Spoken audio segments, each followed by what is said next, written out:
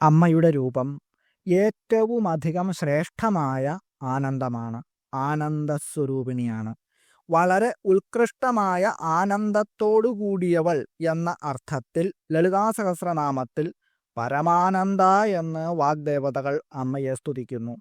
അമ്മയുടെ ആനന്ദത്തിൻ്റെ കണികകൾ മാത്രമാണ് ബ്രഹ്മാവ്, വിഷ്ണു, ഇന്ദ്രൻ എന്നിവരുടെ ആനന്ദം. ആനന്ദം 8 ഉള്ളത്.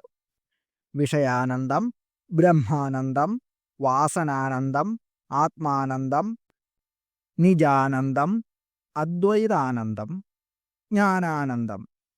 ഇവയിൽ ജ്ഞാനമാകുന്ന ആനന്ദമാണ് സർവശ്രേഷ്ഠം. അതുപോലെ അദ്വൈത സിദ്ധാന്തം ബ്രഹ്മാനന്ദമാണ് ഏറ്റവും ഉത്കൃഷ്ടമായത് എന്നും അഭിപ്രായപ്പെടുന്നു. പരമമായ ആനന്ദം എന്ന പദത്തിന് പരമാത്മാവ്, ബ്രഹ്മം എന്നും അർത്ഥങ്ങളുണ്ട്. അതുകൊണ്ട് പരബ്രഹ്മസ്വരൂപിണി എന്നും ഈ മന്ത്രത്തിന് അർത്ഥം വരുന്നു. ഓം പരമാനന്ദായൈ നമഃ. ഓം